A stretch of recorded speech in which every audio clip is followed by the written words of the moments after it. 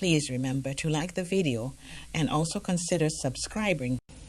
And now the details.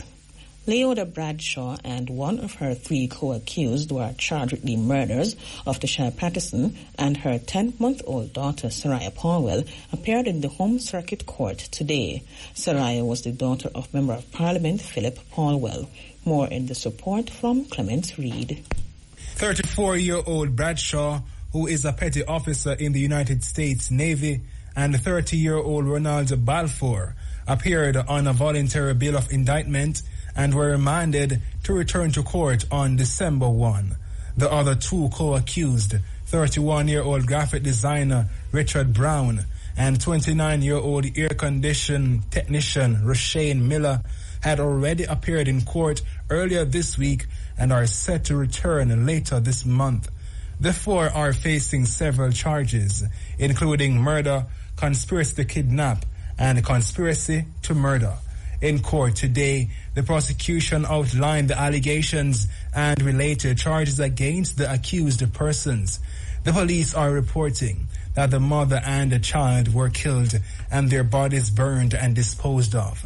Investigators reported that Bradshaw took Saraya and her 27-year-old mother from their home on Gilmore Drive off Malines Road, St. Andrew, on September 9. They further reported that Bradshaw allegedly delivered them to some men, including 2 of her co-accused. The mother and the child were then taken to an area in East Kingston, where they were allegedly killed by gunmen. Bradshaw, who also shares a child with Paulwell, is facing a charge of capital murder based on allegations that she had a contract for hire to murder the mother and the child. It is further alleged that Bradshaw contracted persons for a certain sum of money to commit the offenses. A charge of capital murder upon conviction attracts death penalty, but this provision has not been used in Jamaica since 1988. And earlier today, the police confirmed that 27-year-old Tasha Patterson and her 10-month-old daughter Saraya Paulwell were murdered and their bodies burnt. Deputy Commissioner of Police Fitz Bailey gave the update. I wish to inform the public that we are now satisfied by the overwhelming evidence secured that both Tasha Patterson and her 10-month-old baby, Saraya, were brutally murdered and their bodies burned and disposed of. It is one of the most painful investigations for the team since recent times. However, the team of investigators continue to be professional and remain focused. DCP Bailey also outlined the charges against Leota Bradshaw and the 3 men who are charged in the case. Bradshaw is charged with 2 counts of conspiracy to murder, 2 counts of conspiracy to kidnap, 2 counts of kidnapping, and 2 counts of murder. 30-year-old assistant graphic designer Roland Lloyd Balfour is charged with 2 counts of conspiracy to murder, 2 counts of conspiracy to kidnap, and misprision of felony. Charges in relation to the investigations have been preferred as follows.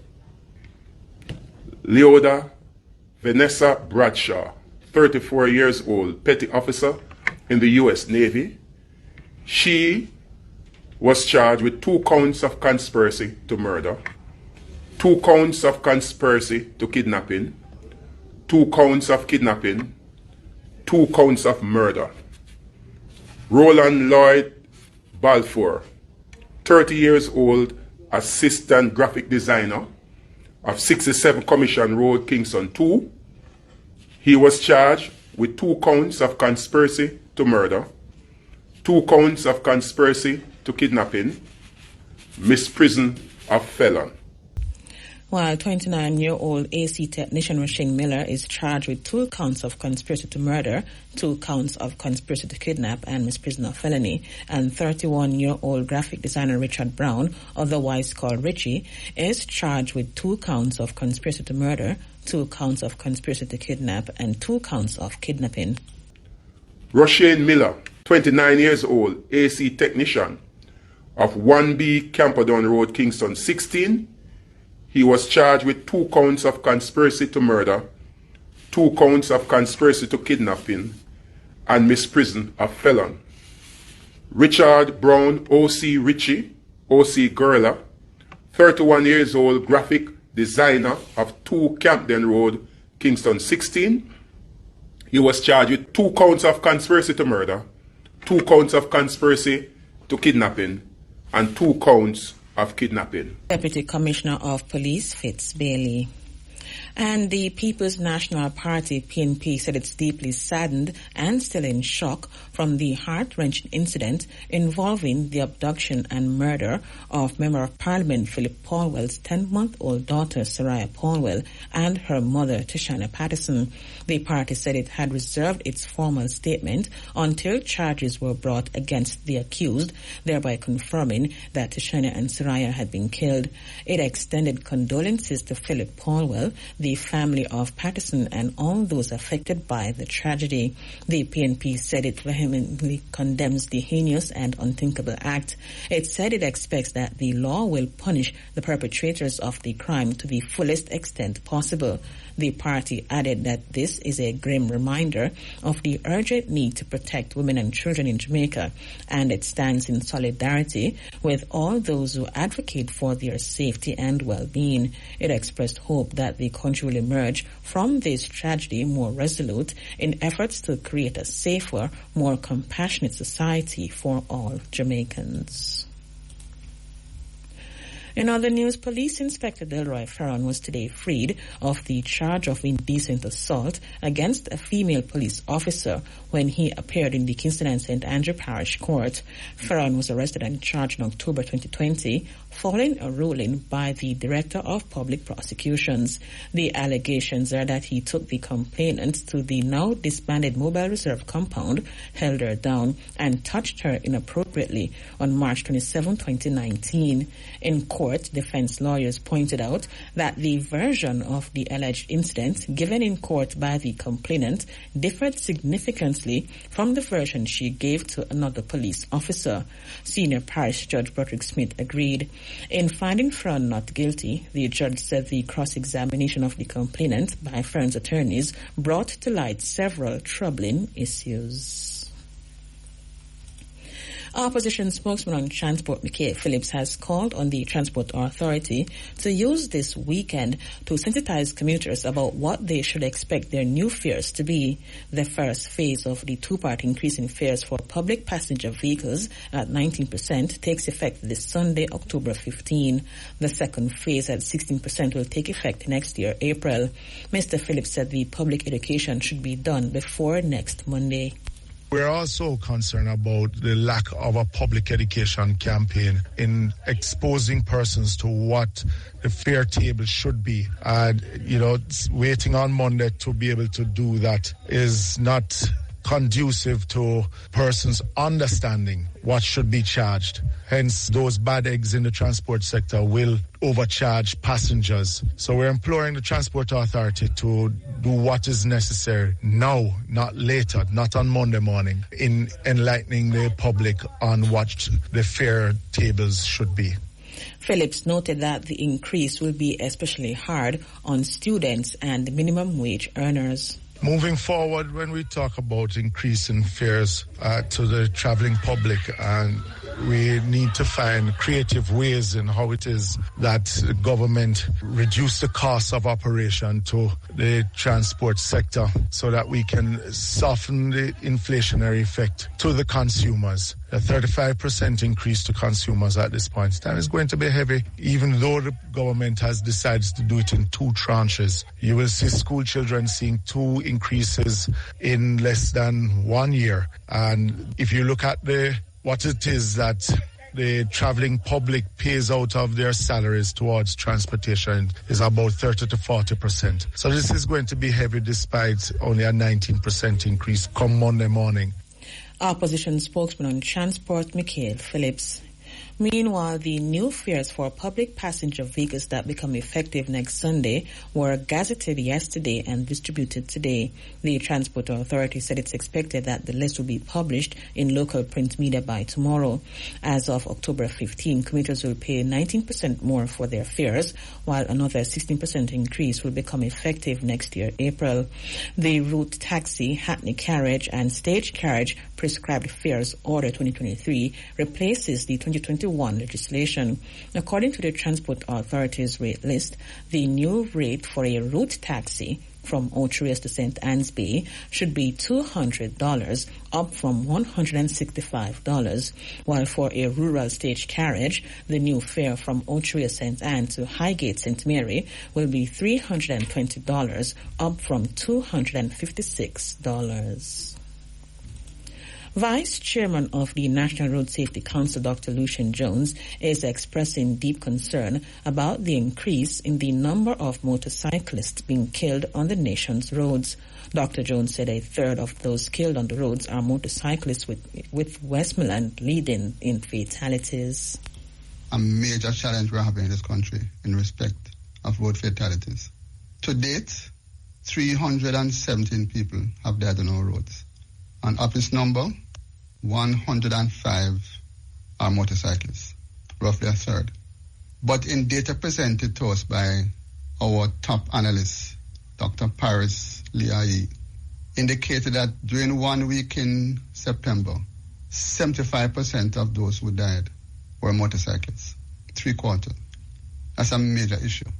And where they are dying, most of them are dying in Westmoreland, 27 so far, followed by St. Elizabeth, 12, Manchester, 13, and the combined St. Catherine, North and South, 13.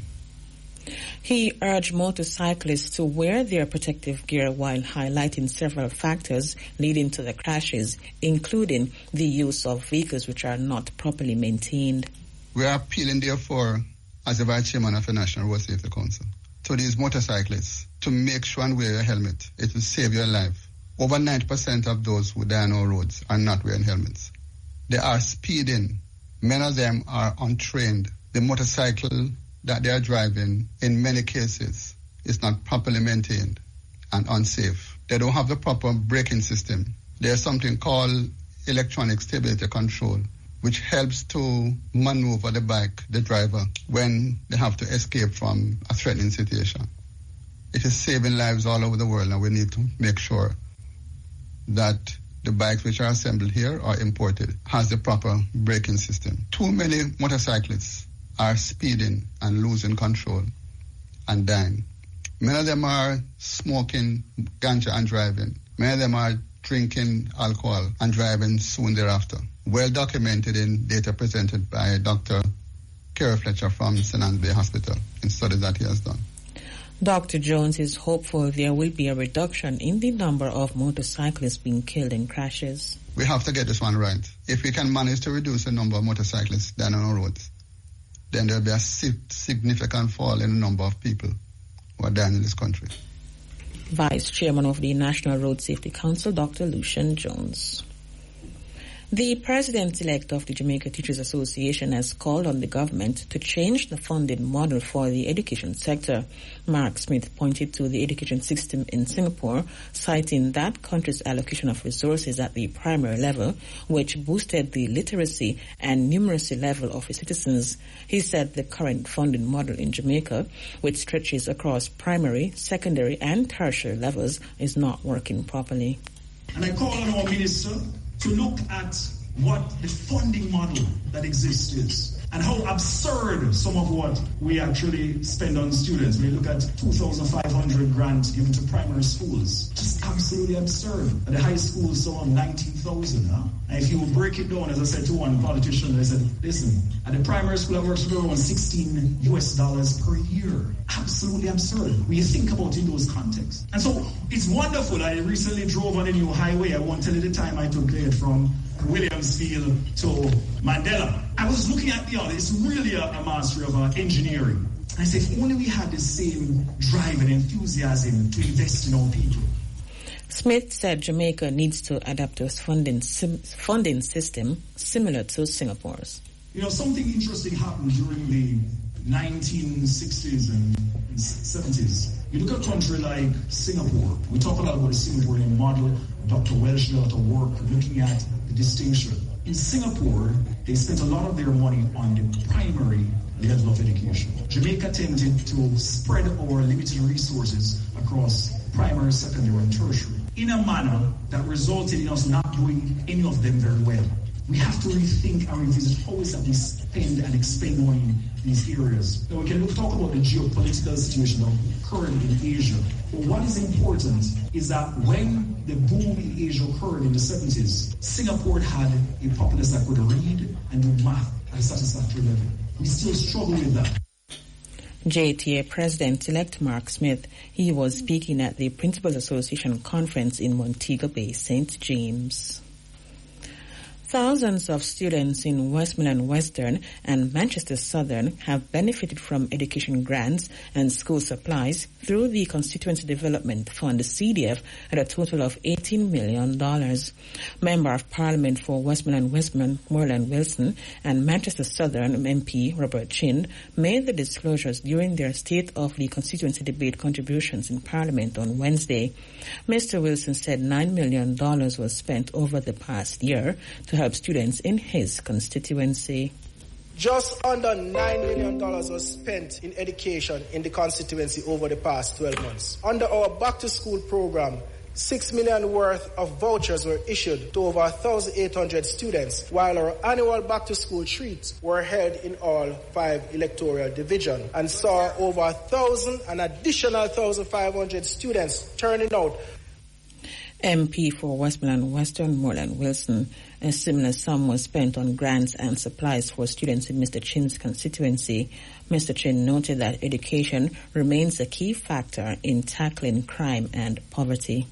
The goal of our schools is academic success. So we intend to support them and their students. To fulfill this mission, I've spent over $9 million on education grants, school supplies, school books. I also believe in rewarding performance, and therefore the top students from all 25 schools in the constituency, and also 2 additional schools who serve the constituency but they are not in the constituency, I have ensured that they receive educational grants. Through the CDF and private donations, we were able to provide educational assistance in a number of ways, reaching the most vulnerable students in the constituency through educational grants and school supplies. As we continue to have our social fairs, along with our back-to-school health fairs in collaboration with the various agencies and departments, this year, over 1,500 students benefited from these activities.